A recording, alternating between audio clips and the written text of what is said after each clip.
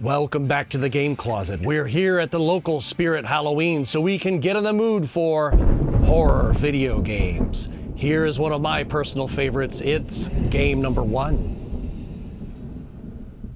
You know, I may be taking a couple of liberties by calling Rockstar's Manhunt 2 a horror game, but I think it fits into the horror genre simply because of its creepy nature, stealth gameplay, grotesque visuals, and the grisly way you can mutilate and kill your enemies. Sure, you're not the one who's on the receiving end of said horror, but it's horrific nonetheless, especially for a game from 2007. You play as Daniel Lamb and his alter ego Leo Casper. Yes, he has associative identity disorder. They are inmates and eventually escapees from Dixmoor Asylum for the criminally insane. Yes, guys, I said Dixmoor Asylum for the criminally insane. That looked cool. Dixmoor.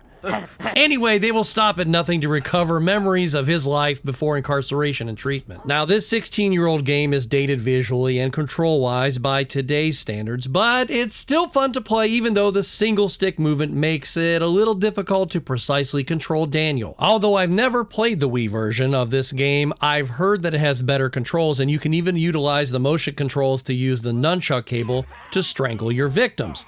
That's a pretty creative use of the Wii's motion controls if you ask me. Kind of like what they did with Mad World. But back to the PS2 version. For a PS2 era game, I think it's worth staring into this mirror darkly. You never know when something's just gonna jump right out at you. Here's our next selection. Originally, I was going to pick Doom 3 for the OG Xbox. Yes, it's the same game as the remastered BFG edition, but I decided to treat you to the updated graphics. Wasn't that nice of me? Now, there is an advantage to playing through on the original, though. You can play it co-op. Get 2 copies of Doom 3, 2 consoles, 2 360s will work even better, and 2 TVs. Network them together, and you're playing Doom 3 shooting demons on Mars with a friend. Get your ass to Mars. That's what I just said. Unfortunately, they removed the awesome co-op feature from Doom 3 BFG Edition. The advantages to the remaster, other than sharper graphics and audio, you get 2 expansions, Resurrection of Evil and The Lost Mission. Plus, when you start up the game, you will be treated to a menu where you may select to play Doom 3 BFG, Doom, or Doom 2. Both of those games are the most expanded versions as well. A 2004 game updated in 2012. That looks pretty impressive for sure and feels great to play. I must admit I haven't played it in a while, and there were some great jump scares and some creatures that popped out that I had forgotten about. id Software knew how to show you that landing on Mars and finding the gateway to hell could be exhilarating and terrifying all the way back in 2004. It's an adrenaline rush no matter who you are, and these aren't aliens or terrorists. It's demons and zombies from the pits of hell. Right there on your Xbox consoles. The use of light and darkness in this game was brilliant on their part, but with the BFG edition you can keep the flashlight on while you're aiming your weapon. You couldn't do that in the original Doom 3. So it removes that creepiness factor just a little bit. So yet another advantage to playing the OG Xbox version, if you want it to be a little creepier, that is. Now, whichever version you choose to play, you're going to be knee-deep in demons, zombies, and all sorts of creatures that'll keep you hoping that there's more ammo just around the corner. Doom BFG Edition is playable on Xbox One and Series X, but the OG Xbox version is not playable on those consoles, so you'll have to break out the OG Xbox or the Xbox 360 to play that version. I'm here with an old friend. He loves horror video games. Do you? Here is our next selection.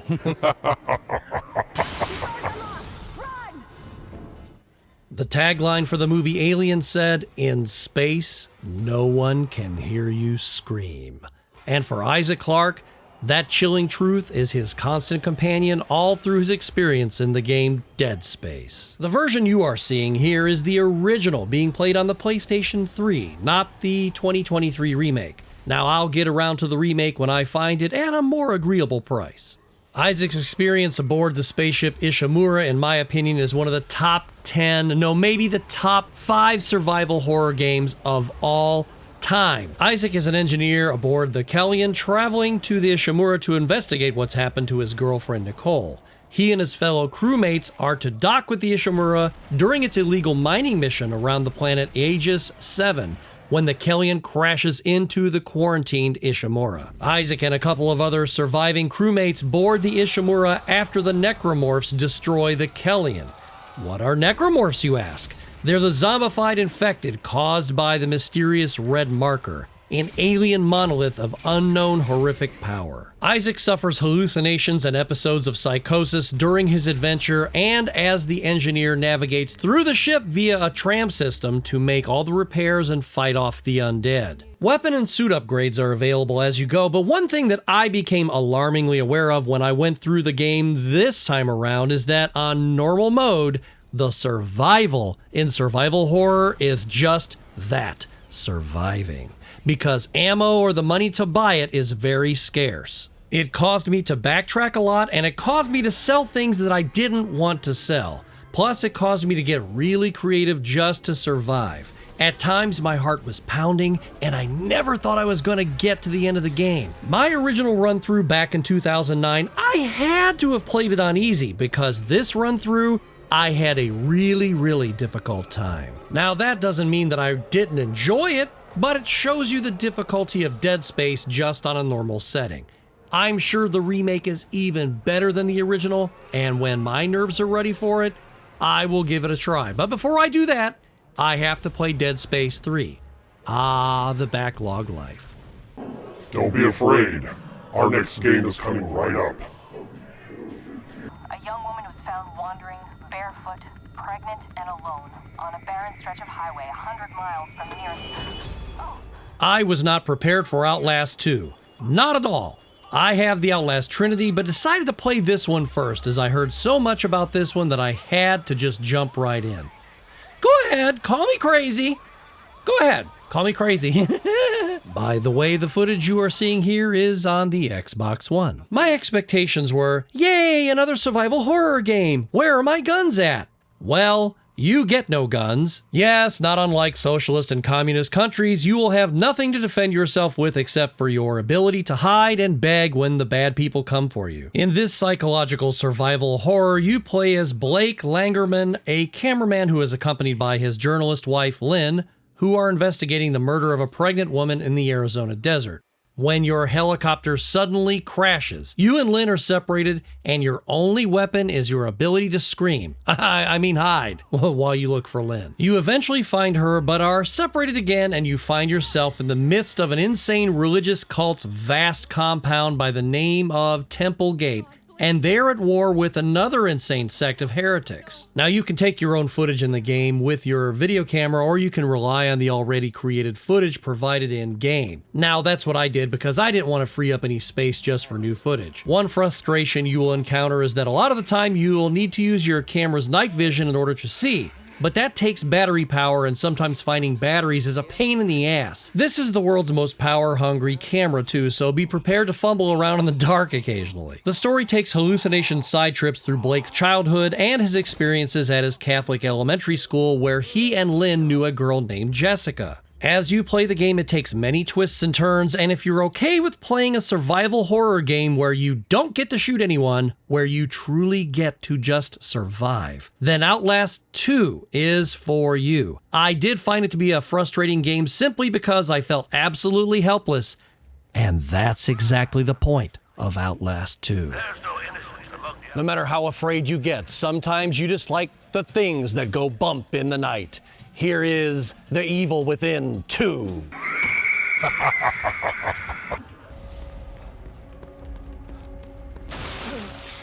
Oh God, Lily!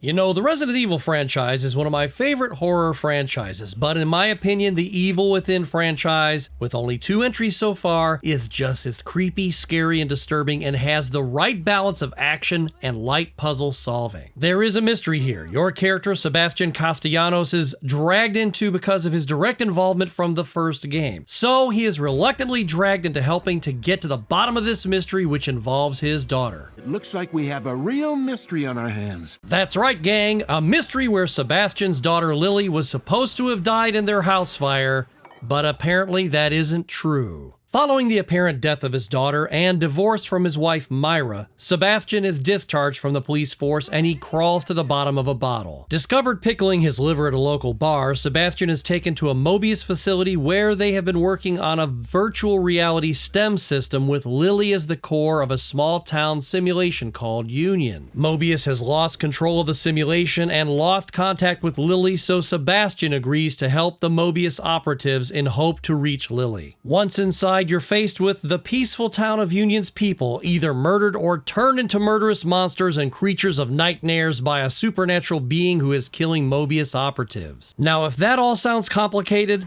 that is just the icing on the insanity cake. The Evil Within 2 keeps you hopping, keeps you guessing, and the graphics, control, and atmosphere make this another one of the top survival horror games of all time in my twisted little book. The PlayStation 4 version is seen here being played on the PlayStation 5, and for as many great games as Bethesda has created over the years, to me this series is an absolute masterpiece of storytelling, game-playing, and artistry. They say too much of a good thing is bad, and I can agree. Leave them wanting more. But don't let a franchise pickle in its own jar for too long or people will forget about it. Bethesda. We need a new entry of The Evil Within at least as often as Capcom is producing new Resident Evil games.